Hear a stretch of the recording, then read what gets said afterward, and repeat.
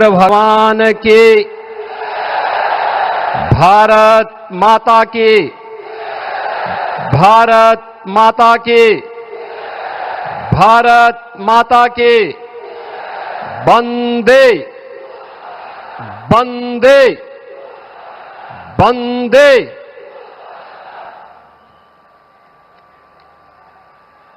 पूर्व प्रधानमंत्री भारत रत्न श्रद्धेय अटल बिहारी वाजपेयी जी की पावन जन्म शताब्दी समारोह के अवसर पर राष्ट्र प्रेरणा स्थल के लोकार्पण समारोह के मुख्य अतिथि, हम सबके मार्गदर्शक, अमृत काल के सारथी, आत्मनिर्भर एवं विकसित भारत के शिल्पकार, विश्व के सबसे लोकप्रिय राजनेता और देश के यशस्वी प्रधानमंत्री आदरणीय श्री नरेंद्र मोदी जी का मैं उत्तर प्रदेश की राजधानी लखनऊ के आज के समारोह में उत्तर प्रदेश की जनता जनार्दन की ओर से हृदय से स्वागत करता हूं, अभिनंदन करता हूं। आज के समारोह में उपस्थित प्रदेश की माननीय राज्यपाल श्रीमती आनंदीबेन पटेल जी, लखनऊ के लोकप्रिय सांसद और देश के लोकप्रिय रक्षा मंत्री माननीय श्री राजनाथ सिंह जी, केंद्रीय मंत्री, भारतीय जनता पार्टी के प्रदेश के अध्यक्ष श्री पंकज चौधरी जी, उत्तर प्रदेश सरकार में मंत्रिमंडल के मेरे वरिष्ठ सहयोगी उप मुख्यमंत्री श्री केशव प्रसाद मौर्य जी, ब्रजेश पाठक जी, मंत्रिमंडल के सभी अन्य सहयोगीगण, माननीय जनप्रतिनिधिगण और आज के इस समारोह में उपस्थित सभी बहनों और भाइयों, आज हम सबके लिए एक गौरव का क्षण है जब आदरणीय प्रधानमंत्री जी का यशस्वी मार्गदर्शन और एक नई प्रेरणा हम सबको प्राप्त होने वाली है। इस अवसर पर प्रधानमंत्री जी के ही विजन के अनुरूप उन 3 महापुरुषों की विरासत को, जिन्होंने भारत को एक नई दृष्टि दी, डॉक्टर श्यामा प्रसाद मुखर्जी, जिन्होंने स्वतंत्र भारत में एक देश, एक विधान, एक निशान और एक प्रधान का उद्घोष स्वतंत्र भारत में किया था। आज उनके सपनों का भारत जब हम देखते हैं तो डॉक्टर श्यामा प्रसाद मुखर्जी की उन सपनों को साकार होकर के हर भारतीय प्रफुल्लित होता हुआ दिखाई देता है। भारत माता के महान सपूत, महान विचारक पंडित दीनदयाल उपाध्याय के सपनों का वह भारत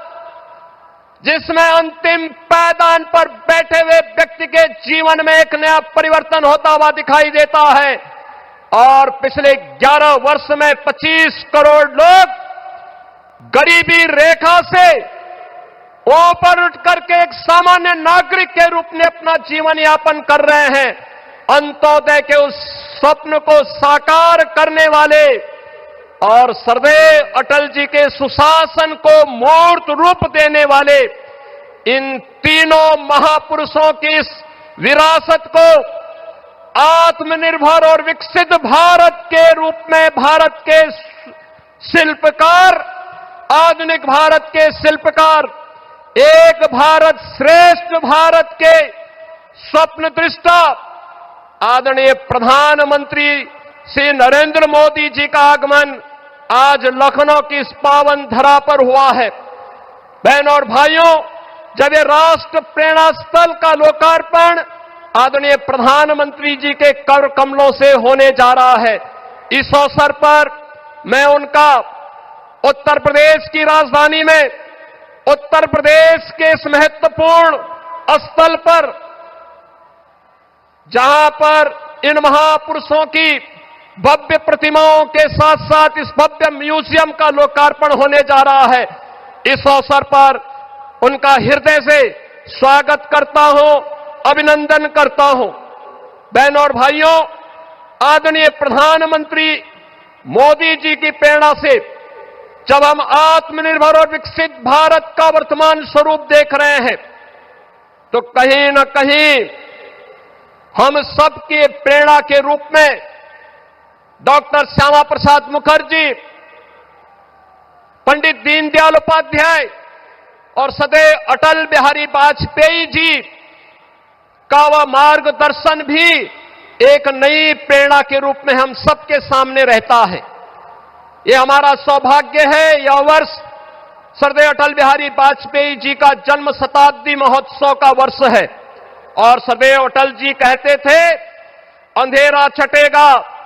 सूरज निकलेगा, कमल खिलेगा,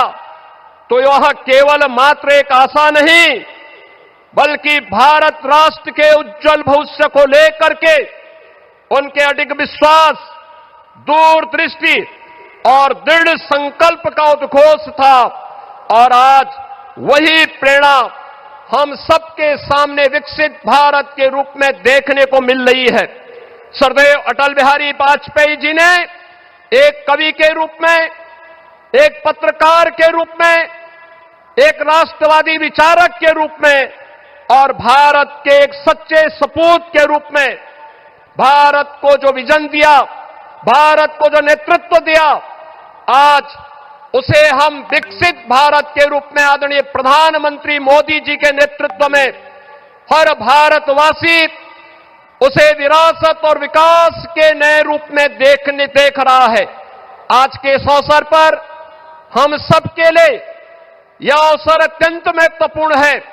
कि आज की स्थिति पर, जहां एक और राष्ट्र प्रेरणा का यह स्थल हम सब आदरणीय प्रधानमंत्री जी के कर कमलों से प्राप्त करेंगे, वहीं आज भारत माता के उन महान सपूतों के प्रति नमन करने का अवसर भी है।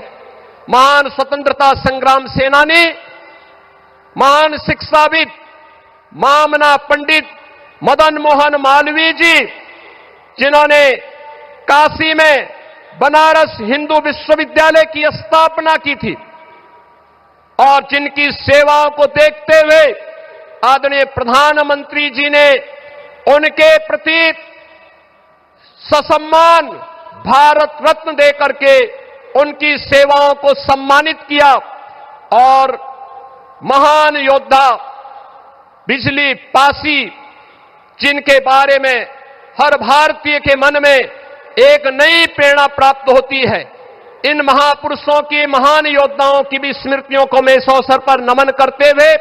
आदरणीय प्रधानमंत्री जी, सम्मानित मंच और आप सभी का मैं एक बार फिर से राष्ट्र प्रेरणा स्थल के लोकार्पण के अवसर पर हृदय से अभिनंदन करता हूं, स्वागत करता हूं। धन्यवाद। जय हिंद।